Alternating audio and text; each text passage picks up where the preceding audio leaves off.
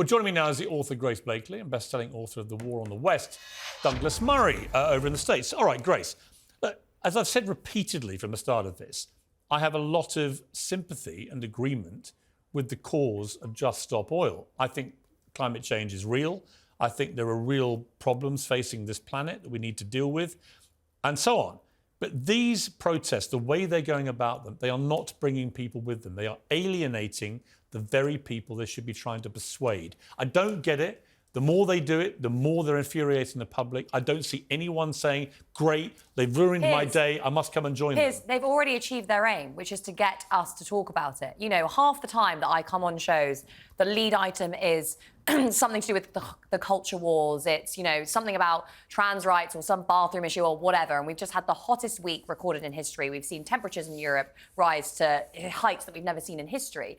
These people literally want to set the agenda. And that is what they're doing. And the thing that scares me the most, we've had a lot of debates in the past about free speech, about actually, you know, the state overstepping the mark. And when I see videos like that of people literally, you know, the arms of the state literally dragging people off the streets and saying, you're not allowed to be here, you should be doing this. No, but they're allowed... That's worrying to me. But... That strikes me as a threat to civil liberties. No, but this is where the problem is, because I've got no problem with them exercising their right to free speech or peaceful protest. I don't think they have a right to ruin everyone's... Well, no, to ruin people's fun days out they've saved maybe all year to go and see at the cricket or the flower show or whatever it may be. I don't think ordinary people should have their days ruined in that way. Nor do I think they should be blocking roads like Vauxhall Bridge, which lead down to one of the busiest... These people are aware of the fact... Hang on, fact... let me finish. That lead down to one of the busiest hospitals in London, if not the country. I don't think they should be stopping people going to and from hospitals. There's no legitimate reason to be doing that. These people are aware of the fact that the main segment of people who are dying from climate breakdown are extremely poor people who live in the global south.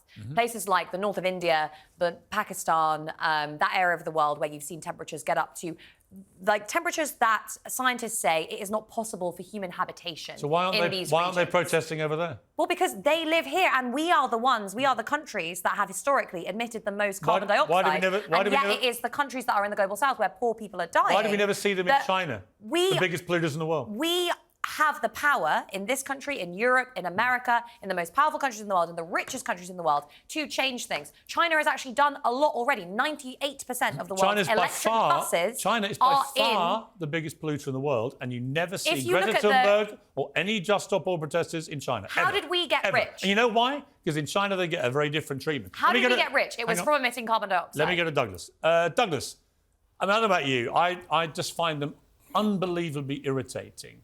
And increasingly so. I think there are a bunch of attention seekers who love just getting in the papers, and that's fine. But why is the state and the police tolerating it in the way that we seem to be? Well, I'd go slightly further than you, Piers. I mean, they are a sort of end-time apocalyptic cultist movement of a kind that Londoners and others have seen throughout history. People who go gibbering through the streets screaming about the imminence of the apocalypse. And I don't have much time for their views. And I think that their method of protest increasingly, of course, means that more and more members of the public don't have much time for their views. Freedom of speech, of course, everyone defends it. Freedom of protest, everyone defends it. But you do not have a right. I have strong views on a whole range of things.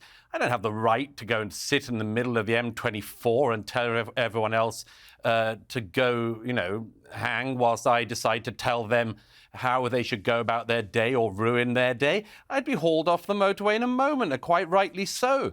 The freedom to protest doesn't extend to disrupting the lives of everyday people trying to go about their business. And I just can't understand why they think that they're advancing their cause. I, at any rate, think that we still haven't had one even reasonable person emerge from the Just Stop Oil and et cetera movement. Every time you get one on, they're a sort of gibbering wreck. Well, also, they get very abusive very quickly and turn it all very personal, when, in fact, I try and explain, I don't think your methods are working, but I agree with a lot of the message. And so it's a campaign I think would get much more public support if they weren't just being so deliberately irritating to the public and obstructive to the public's ability to go about their day-to-day life. I mean, I think that incident today where you saw a guy who's in a car with apparently his pregnant partner, and they get, I think, hit by a lorry behind them. So there's a collision, a crash. And she gets out, this pregnant lady, and is remonstrating with the thing. And this guy clearly loses his rag. Now, the violence he then commits is unacceptable, and most people would agree with that. But I can certainly understand why he's reached a point of boiling rage. And you think, well, where are the police here? This protest has been going on for God knows how long that morning. Why have the police not intervened to stop this particular incident then happening? It's because the guidance that the British police have had in recent years has consistently been to protect the protesters from the general public, rather than protecting the general public from having their lives repeatedly Do you remember what happened when we had protests around the murder of Sarah Everard? Do you remember the police treatment of those women there? Yeah, I remember it very well. absolutely. In fact, and this continuously happens quite a lot. We have astonishingly now draconian rules about protest. And it was not that long ago, I remember, where, you know, a lot of the subjects and debates that we had been having was about, are the left snowflakes? They want to shut everyone down. They want to cancel everyone. We, you know, want to protect free speech. What happened to the free speech defenders? The right to protest is genuinely at risk in this country. No one is saying they can't protest. It is at risk in this country. No one's saying they can't protest. If I could just say, there was a false equivalent to them causing literally, as in today with this incident, a car. That was a false equivalence right there. Incredibly small-minded when you say, people are trying to go about their day, and there are people basically literally standing here saying, all I want to do is highlight the fact that there are going to be millions, hundreds of millions of people who will die if we don't change course right now. And you say, but this person might not get to their... We all have strong views. We all have strong views on a wide range of subjects. As it happens, the policing of the Sarah Everard case was a classic case of the police getting it wrong. Everybody admits that. The commissioner had to step down after it. That was people protesting peacefully, as it happened during a period of lockdown. But the point is with the Just Stop Oil people is they do have a kind of protection, because it seems that the advice that the police have repeatedly given the leader of the police forces in Britain has been that because climate change has become such an obsession of so many people in Britain, you might lose public sympathy for the police if the police were seen to be cracking down too hard on climate We've got to move on protesters. to the second part of this segment.